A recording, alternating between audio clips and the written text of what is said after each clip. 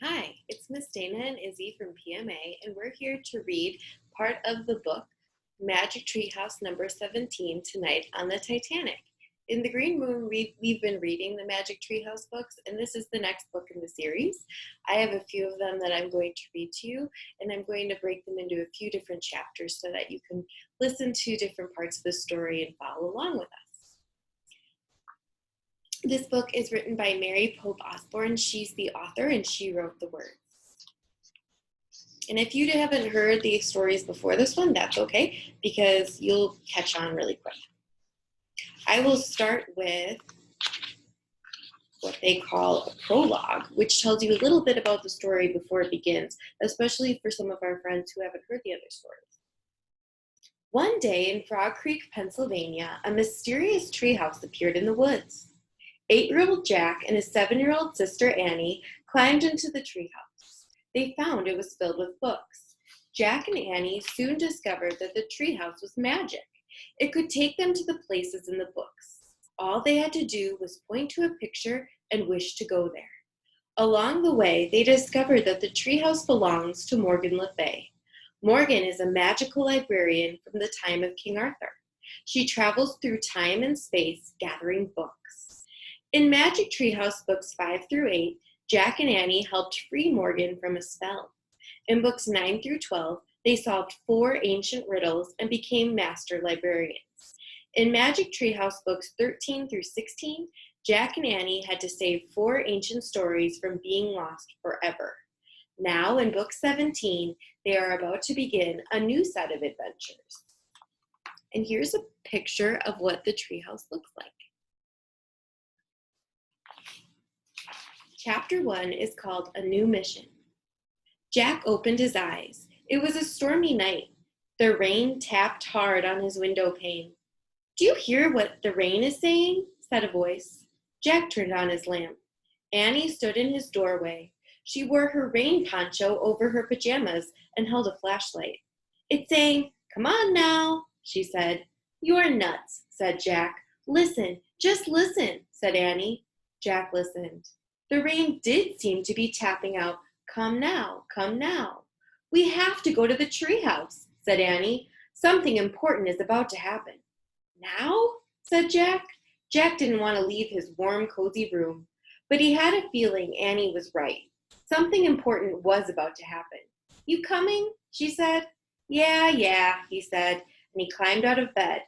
"Just put your rain poncho on," said Annie. Jack threw his rain poncho on over his pajamas. He pulled on his sneakers and grabbed his backpack. "Don't forget your master librarian card," said Annie. "I have mine with me." Jack put the card with the glowing letters ML into his backpack. "I'm ready," he said. Jack and Annie went quietly down the stairs. They slipped out the door into the chilly, damp night. The storm had eased up. Rain gently fell as they ran up the street. The wet ground glistened in the beam of the flashlight. They headed into the Frog Creek woods. Wind blew through the trees, shaking water to the ground. Jack shivered. He wiped raindrops off of his glasses.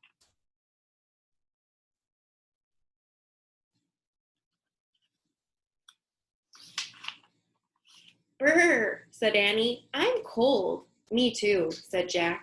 As they kept walking, Annie pointed the flashlight up into the trees. "There it is," she said. Her light had found the treehouse. "Morgan?" Jack called. There was no answer. "I wonder what's wrong," said Annie. "I'm sure she'd be here." "Let's go up and see," said Jack.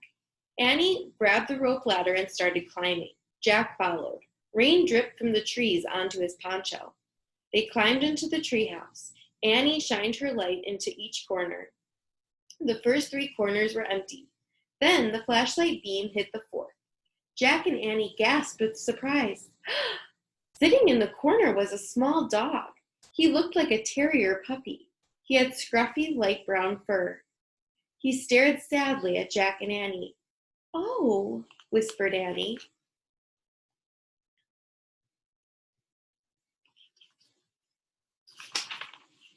"Where did you come from?" said Jack. Annie patted the dog's head. He wagged his tail. "He's so cute," she said. "He looks like a little teddy bear." Hi, Teddy. Teddy was actually a good name for him, Jack thought. Where did you come from, Teddy? He asked. The dog whimpered. Don't be sad, said Annie. Everything's okay. How did he get up here? Jack asked. I don't know, but I bet Morgan has something to do with it, said Annie. Jack's gaze fell onto the piece of paper lying on the floor. I think you're right, he said. He picked up the paper. On it was fancy writing that said, This little dog is under a spell and needs your help. To free him, you must be given 4 special things. A gift from a ship lost at sea, a gift from the prairie blue, a gift from the forest far away, a gift from a kangaroo. Be wise, be brave, be careful. From Morgan. P.S. Your master librarian cards won't help on this mission. Just be yourselves and all will be well. What kind of spell do you think Teddy is under? Said Teddy. Who knows? Said Jack. Poor thing, said Annie. She patted the dog's head. He licked her hand. It looks like we have to take 4 trips, said Jack. Teddy trotted over to the book. He pushed it with his nose. Look, said Annie. I bet that will take us on the first trip. She picked up the book that the little dog had chosen. Good job, Teddy, she said. The title of the book was called The Unsinkable Ship.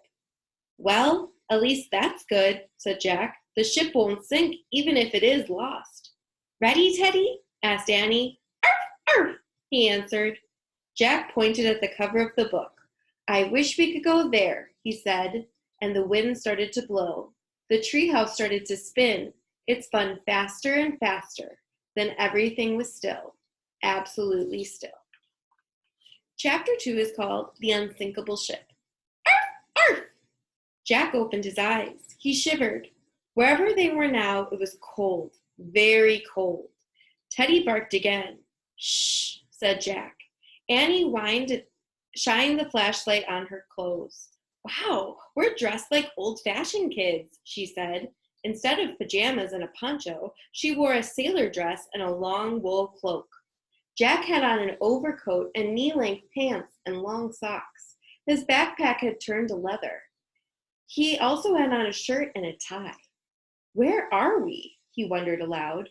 Jack and Annie looked out the window. The moonless sky glittered with stars. There was a soft wind and a sound of water lapping. The treehouse seemed to be resting on a wooden deck between 2 giant columns. Jack looked up and saw smoke coming out of the columns. We must have landed on the ship between the smokestacks, he said. Then Jack looked straight ahead and saw a box high in the air, near the front of the ship. That must be the lookout's nest, he said.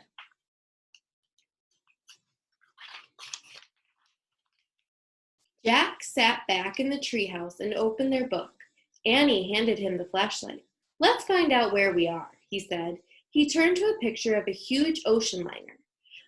By the light of the flashlight, he read, Late at night on April 14th, 1912, an English ocean liner was making her first voyage across the Atlantic Ocean. She was going to New York City, carrying 2,200 passengers. The ship was 4 city blocks long. Most people believed the ship was unsinkable. Oh man, we're in 1912, said Jack. He pulled out his notebook and wrote April 14th, 1912. This ship is huge, said Annie. How will we ever find the gift to help free Teddy? You can't go looking for a gift, said Jack. You have to wait until someone gives it to you. Right, said Annie with a sigh. Well, I guess we just have to be ourselves, like Morgan said. And maybe we'll just get lucky. This is hard, said Jack. The little dog whined. Don't worry, Teddy, said Annie. We'll free you from your spell. Just then, a shout came from the lookout's nest. Iceberg ahead! Jack and Annie turned back to the window, just in time to see a huge iceberg looming out in the sea. The iceberg was dark with a fringe of white at the top, and it was right in front of the ship. Jack felt a jolt. Then he heard a grinding sound. The ship was scraping against the mountain of ice. Arf, arf! Teddy barked. Shh, don't be scared, said Annie. She picked up the dog and hugged him. The scraping sound stopped. The ship slid past the iceberg until they lost sight of it. The nest was calm again. See, said Annie to Teddy, it was just a little bump. This ship is unsinkable. But Jack was worried. Wait, I have to read more about this, he said. Don't read now, Jack, said Annie. It's time to get the gift. Come on, Teddy. She picked up the little dog and the flashlight, and she climbed out of the treehouse window.